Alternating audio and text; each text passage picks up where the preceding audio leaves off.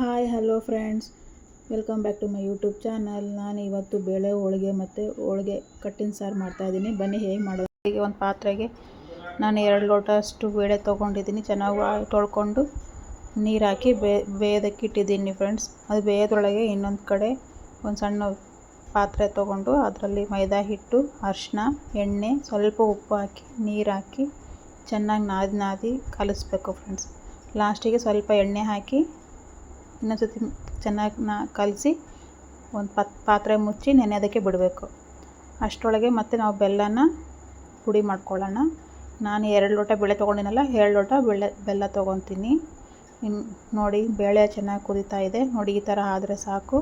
ಈಗ ಅದನ್ನೆಲ್ಲ ಕಟ್ಟೆಲ್ಲ ಇನ್ನೊಂದು ಪಾತ್ರೆಯಲ್ಲೆಲ್ಲ ಬಗ್ಗಿಸ್ಕೋಬೇಕು ಫ್ರೆಂಡ್ಸ್. ನೋಡಿ ಇಷ್ಟು ಕಟ್ಟು ಬಂದಿದೆ.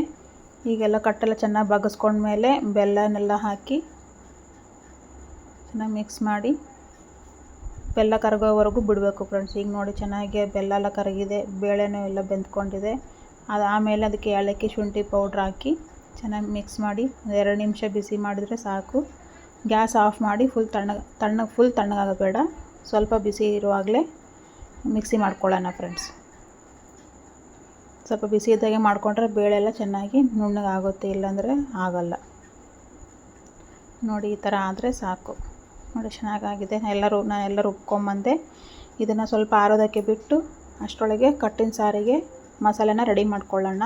ಮೊದಲಿಗೆ ಅರ್ಧ ಚಮಚ ಜೀರಿಗೆ, 1 ಚಮಚ ಧನಿಯಾ, ಒಂದು 4-5 ಮೆಣಸು, ಒಂದು 3 ಲವಂಗ, ಒಂದು ಏಲಕ್ಕಿ, ಸ್ವಲ್ಪ ಚಕ್ಕೆಯನ್ನೆಲ್ಲ ಹಾಕಿ ಚೆನ್ನಾಗಿ ಡ್ರೈ ರೋಸ್ಟ್ ಮಾಡ್ಕೊಳ್ಳೋಣ ಫ್ರೆಂಡ್ಸ್. ಇದನ್ನು ನೋಡಿ ಈಗ ಆಗಿದೆ. ಒಂದು ಪ್ಲೇಟಿಗೆ ತಕ್ಕೊಳ್ಳೋಣ. ಮತ್ತು ಅದೇ ಕಡಾಯಿನ ಇಟ್ಟು ಒಂದು 3 ಟೊಮೊಟೊ, ಒಂದು 5-6 ಮೆಣಸಿನ್ಕಾಯಿ, ನೀವು ಖಾರ ತಕ್ಕನಾಗ ಹಾಕೋಬೋದು ಫ್ರೆಂಡ್ಸ್ ಮೆಣಸಿನ್ಕಾಯಿನ. ನಾನಿಲ್ಲಿ ಅರ್ಧ ಈರುಳ್ಳಿ ಹಾಕ್ಕೊಂಡಿದ್ದೀನಿ. ಈಗ ಸ್ವಲ್ಪ ಎಣ್ಣೆ ಹಾಕಿ ಫ್ರೈ ಮಾಡ್ಕೊಳ್ಳೋಣ. ಇದನ್ನು ಸ್ವಲ್ಪ ಫ್ರೈ ಆದಮೇಲೆ ಒಂದು ಸ್ವಲ್ಪ ಕೊತ್ತಂಬರಿ ಸೊಪ್ಪು, ಸ್ವಲ್ಪ ಕರಿಬೇವು ಸೊಪ್ಪು ಮತ್ತು ಒಂದು 5-6 ಹೆಸರು ಬೆಳ್ಳುಳ್ಳಿ ಹಾಕ್ಕೊಂಡು ಇನ್ನೊಂದು ಸತಿ ಚೆನ್ನಾಗಿ ಫ್ರೈ ಮಾಡಿಕೊಂಡು ಗ್ಯಾಸ್ ಆಫ್ ಮಾಡಿ ಅದನ್ನು ತಣ್ಣಗಾಗೋಕ್ಕೆ ಬಿಡೋಣ ಫ್ರೆಂಡ್ಸ್. ಈಗ ಮೊದಲಿಗೆ ನಾವು ಹೂರಣ ರುಬ್ಕೊಂಡಿದ್ವಲ್ಲ, ಅದೇ ಜಾರಿಗೆ ಇವು ಡ್ರೈ ರೋಸ್ಟ್ ಮಾಡ್ಕೊಂಡಿದ್ದ ಮಸಾಲೆನ ಮತ್ತು ಈ ಟೊಮೊಟೊ, ಮೆಣಸಿನ್ಕಾಯಿ ಎಲ್ಲ ಹುರಿದಿದ್ವಲ್ಲ ಎಣ್ಣೆಯಲ್ಲಿ, ಅದನ್ನೆಲ್ಲ ಹಾಕ್ಕೊಂಡು ಸ್ವಲ್ಪ ಅರಿಶಿನ ಪುಡಿ, ಸ್ವಲ್ಪ ಉಪ್ಪು ಹಾಕ್ಕೊಂಡು ನುಣ್ಣಗೆ ಪೇಸ್ಟ್ ಮಾಡ್ಕೊಳ್ಳೋಣ ಫ್ರೆಂಡ್ಸ್. ನೋಡಿ ಚೆನ್ನಾಗಿ ಪೇಸ್ಟ್ ಆಗಿದೆ. ಈಗ ಕಟ್ಟು ಬಗ್ಗಿಸ್ಕೊಂಡಿದ್ವಲ್ಲ, ಆ ಕಟ್ಟಿಗೆ ಈ ಮಸಾಲೆನೆಲ್ಲ ಹಾಕಿ ನಮಗೆ ಸಾರಿನ ಕನ್ಸಿಸ್ಟೆನ್ಸಿ ನೋಡಿಕೊಂಡು ನೀರು ಹಾಕ್ಕೋಬೇಕು ಫ್ರೆಂಡ್ಸ್. ನೋಡಿ ಇಷ್ಟು ನೀರು ಹಾಕ್ಕೊಂಡಿದ್ದೀನಿ. ಈಗ ಗ್ಯಾಸ್ ಮೇಲೆ ಇಟ್ಟು ಚೆನ್ನಾಗಿ ಕುದಿ ಬರೋವರೆಗೂ ಬಿಟ್ಬಿಡೋಣ. ಚೆನ್ನಾಗಿ ಕುದಿ ಬರಬೇಕು ಸಾರು. ನೋಡಿ ಚೆನ್ನಾಗಿ ಕುದಿ ಬಂದಿದೆ. ಈಗ ಅದಕ್ಕೆ ಒಗ್ಗರಣೆ ಹಾಕ್ಕೊಳ್ಳೋಣ.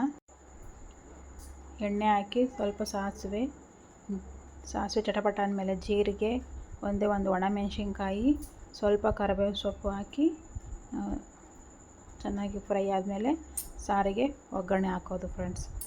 ಇದು ಒಬ್ಬೊಬ್ಬರು ಹಸಿ ಖಾರನೂ ಮಾಡ್ಕೊತಾರೆ, ಒಬ್ಬೊಬ್ಬರು ಒಣ ಖಾರನೂ ಮಾಡ್ಕೊತಾರೆ. ನೋಡಿ ಈಗ ಹಿಟ್ಟು ಚೆನ್ನಾಗಿ ನೆಂದಿದೆ. ಈಗ ಹೋಳಿಗೆ ಮಾಡ್ಕೊಳ್ಳೋಣ. ನಾನು ಈಗ ಬಟರ್ ಪೇಪರ್ ತೊಗೊಂಡಿದ್ದೀನಿ ಫ್ರೆಂಡ್ಸ್. ನಾನು ಬಟರ್ ಪೇಪರಲ್ಲಿ ಮಾಡ್ತಾಯಿದ್ದೀನಿ. ಮೊದಲಿಗೆ ನಾನು ಈ ಥರ 10 ಹಿಟ್ಟಿಂದು ಉಳ್ಳಿ ಮತ್ತು 10 ಹೂರಣ ಸಪ್ರೇಟ್ ಮಾಡಿ ಇಟ್ಕೊಂಡ್ಬಿಡ್ತೀನಿ ಬೇಗ. ಅದೇ ಮಾಡೋದಕ್ಕೂ ಈಸಿ ಆಗುತ್ತೆ ನಮಗೆ. ನೋಡಿ ಈ ಥರ ಮಾಡ್ಕೊಂಬಿಟ್ರೆ ಬೇಗ ಮಾಡ್ಕೊಬೋದು ಹೋಳಿಗೆನ. ಇದಾದಮೇಲೆ ಚೆನ್ನಾಗಿ ಸ್ವಲ್ಪ ಕೈಯಲ್ಲಿ ಹಿಂಗೆ ಅಗಲ ಮಾಡಿಕೊಂಡು ಈ ಥರ ಮಾಡ್ಕೊಬೋದು.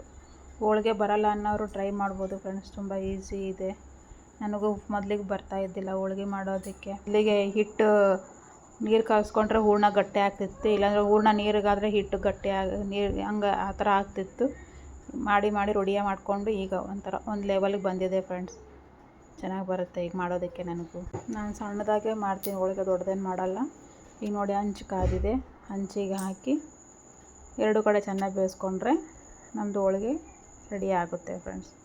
ಇವತ್ತು ಹೋಳಿಗೆ ಕಾಂಬಿನೇಷನ್ ಆಗಿ ನಾನು ಮಾವಿನ ಹಣ್ಣು ಶ್ರೀಕರಣಿ ಮಾಡಿದ್ದೆ ಫ್ರೆಂಡ್ಸ್. ಮಾವಿನ ಹಣ್ಣು ಸೀಸನಲ್ಲಿ ಒಂದ್ಸಲ ಆದರೂ ಮಾಡಬೇಕಲ್ಲ ಅಂತೇಳಿ ಮಾಡಿದ್ದೀನಿ.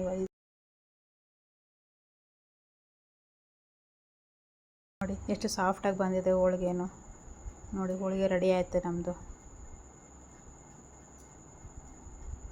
ತಿನ್ನೋದಕ್ಕೂ ತುಂಬ ಟೇಸ್ಟಿ ಬಂದಿತ್ತು ಫ್ರೆಂಡ್ಸ್. ನೋಡಿ ಮಾವಿನ ಹಣ್ಣು ಶ್ರೀಕರಣಿ, ಹೋಳಿಗೆ, ಅನ್ನ, ಹೋಳಿಗೆ ಕಟ್ಟಿನ ಸಾರು ಸೂಪರಾಗಿ ಬಂದಿತ್ತು. ನೀವು ಒಂದ್ಸಲ ಟ್ರೈ ಮಾಡಿ ಫ್ರೆಂಡ್ಸ್, ಚೆನ್ನಾಗಿರುತ್ತೆ.